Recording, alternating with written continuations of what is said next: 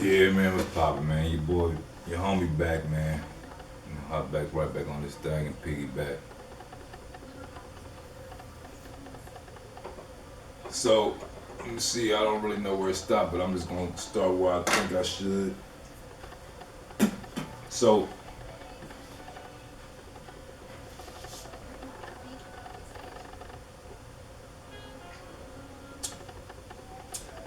undifferentiated source is energy. Like in essence, each fragment of themselves is intimately connected to their core. Their core is intimately connected to the Godhead. The undifferentiated infinite source, the process of descending into form is called devolution, an aspect of the Godhead. Us become more and more differentiated and extends itself outward into lower and lower densities, actually becoming more and more dense until it reaches the level of simple existence. In other words, a part of themselves extended outward all the way to the level of pure elemental awareness or first density. This is the density of what is called non-organic existence, the simplest manifestation of which is the hydrogen element. Once hydrogen is imbued, imbued with consciousness, the process of evolution begins. And so,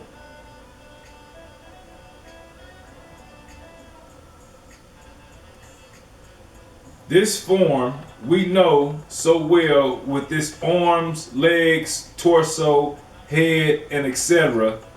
was the result of genetic experimentation and research comprising a very long period of time.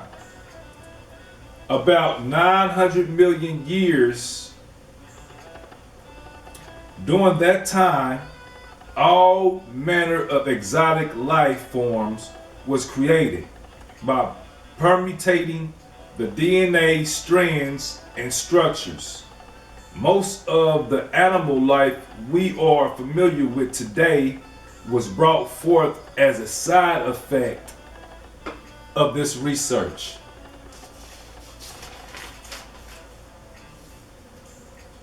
Life exists in many forms. There are carbon-based life forms, silicone-based life forms, and even lithium-based life forms. These are sentient beings with at least a rudimentary understanding and awareness of their presence and the love of the Creator. All life began in the simplest of states. The Creator, in the form of the first souls, began experimenting with different life forms.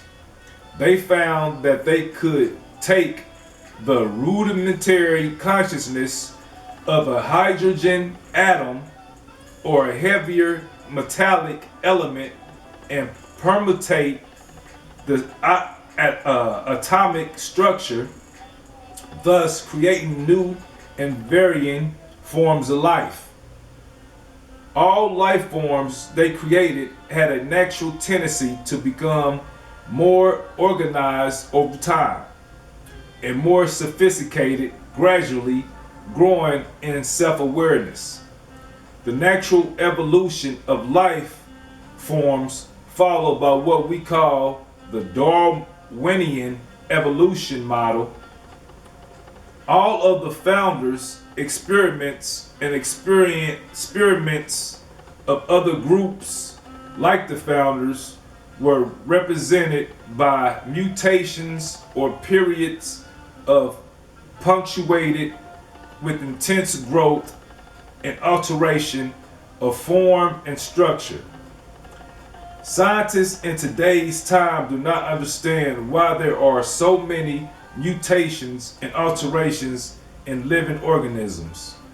The Founders offers us an explanation as life began evolving from first density up through the various mineral and plant stages. There eventually came a level of sophistication and awareness known as the animal stage, wherein it became possible for the higher density souls to incarnate directly into the flesh and blood of these evolving life forms. This is the part that is hard to understand for most of us humans. It is as if a tiny fragment of yourself, the animal consciousness, was reunited with the larger part of yourself, your seven-dimensional consciousness. To incarnate in animal form, the tiny aspect of the consciousness of the animal would have to merge with the larger aspect of the consciousness of the incarnating soul. The cosmic breath involves the merging and assimilating of the soul fragments into larger and larger conglomerations of consciousness. Incarnation is one way this process is accomplished. The pinnacle of this evolution process is the humanoid form. This humanoid form we find ourselves embodying was originally designed to be capable of experiencing 7 different dimensions simultaneously. It had the capability to sit, stand, walk, run, leap, fly, teleport itself from one place to another. All of these were considered valuable experiences of physicality and ethereality. For this body you inhabit was quasi-physical in the sense that it could be made translucent.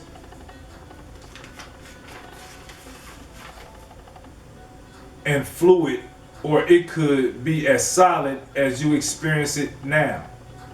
This body was designed specifically to work with the gravitational and electromagnetic fields of evolving planets, and its density could be shifted at will from the first through the 7th level. During the 900 million year period of these experimentations, there were many strange and exotic forms walking among our planet. We are familiar with some of them, including the dinosaurs. These DNA forms were created as byproducts of our research and the research of other groups that worked with the Founders. There was a period known in your mythology as the land of Pan. This civilization took place near the beginning of the 100 million year cycle, which is incidentally about 1/2 of revolution of our sun around the central sun of our galaxy. During the time of Pan, or Pangea, as it is sometimes called, the DNA experimentation was still going on, and there was no safeguards built into the Earth laboratory. This meant that various life forms could interbreed and create other exotic blends and hybrids. You are perhaps familiar with the Pegasus and the Centaur and other creatures resembling a cross between horse and man, or horses and angels. There were many bizarre creatures roaming our world, all the product of genetic experimentation and interspecies breeding. Embedded within the genetic codes of every species was the infinite creator's plan of evolution, known as the in-breath of creation. The in-breath of creation issues forth the universal law of increasing intelligence and self-awareness. All life forms during the in-breath have a blueprint of extinction along the evolution spiral, and so as bizarre life forms of Pan began to grow in awareness, they developed various levels of judgment and discernment through various mental and emotional faculties. They began to become aware of their creator, and they also began to become aware that they were spirits embedded in various physical and etheric forms. Okay, so that brings us from the beginning, from the Big Bang, so-called, right, all the way down to God separating itself or dividing itself into 25% to another second God, and this second God differentiating itself down in 6 equal individuals, and then God differentiating itself down to the founders, and the founders differentiating themselves down to lower souls, and embodied into these plants, mammals, minerals, and then animals, right? And so as the evolution begins the process, and we come from first density to second density, which is the animal kingdom, then we become to the third density where we're going to start talking about man, right? So let me get to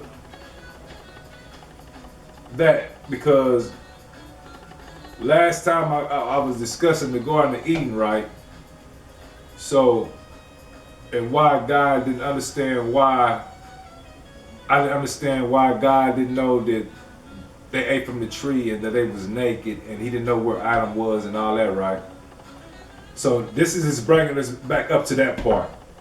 So this is like the Genesis story. This right here, what I was reading, is the beginning of the Genesis story and the creation of heaven and earth right here. This is that creation right here. This whole story I gave you. So you see how long this story was compared to the one in Genesis, and you see how much more information that this right here had, explaining life and how it actually came about, right? Compared to what Genesis tell you. Genesis really don't tell you how actually life came about, really. This breaks that shit down from spirit, you know what I'm saying, to this, from energy to spirit to minerals and different plant lives to animal life, and up into the third density. And so you have to go back probably and listen to this how many times you need to. Put it on closed caption too, so you can be able to read it across and shit. I kind of scooted through it like, quick, and was trying to, recap a lot of it at the end, because like I said, this is a book I'm writing. So this is going to be done, I'll be done with this book in the beginning of the year sometime. So you'll be able to grab this book and be able to read all the whole shit from here all the way up to now, 2023. So this book gonna take you from the beginning all the way up to where we living in tonight. I think I stopped it. No, I think it's stopping at COVID at time. So we'll see how I end off of. But it's the whole shit, man. So anyway, holla at your homie, man. I'm gonna come back with session 8. I believe session 9, because I think this is 8 right here. So I'm coming back with session 9, and we're gonna go back to the Garden of Eden. Then I'm gonna share with you the part of Garden of Eden I got from this higher dimensional source, right? And so I start explaining that. and we'll get into some more of the Canaanites and Canaan and Abraham and all that stuff, and take it from there, and that's gonna lead us into the Mithras religions and all the mystery religions, right? And so we get a better understanding of where Christianity actually come from. So because people just grab the concept of Christianity and run with it, because our lineage, our whole family that grew up, or some people's family that grew up in a certain religion their whole life, so they don't ever bother to actually go and research this information or this religion that they growing up in themselves. They just go with it.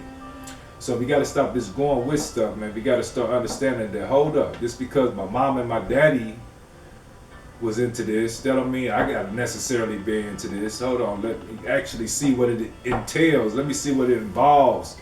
What am I doing? Because we jump to shit and we don't even know what's behind it. You know what I'm saying? Like, just like the gang shit. Niggas jump into gangs on don't really know the half of what they getting themselves into, right?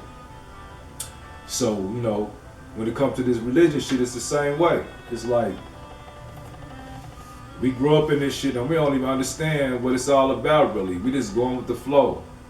You know what I'm saying? And what we know, what people telling us. And like I said, most people don't take the time out to really read the Bible themselves and get a clear concept and understanding and perception of for their own self. You know what I'm saying?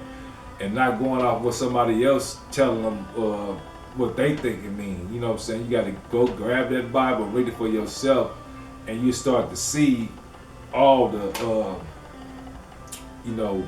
discrepancies and all the different things in it that might not make sense to you if you read it yourself and grab a dictionary and look up those words and get the definitions and really understand it as you're going through it. You got to understand those words that you don't know, because those are words that's going to throw you off, and those are words can make the whole meaning of this paragraph make it mean something different, right?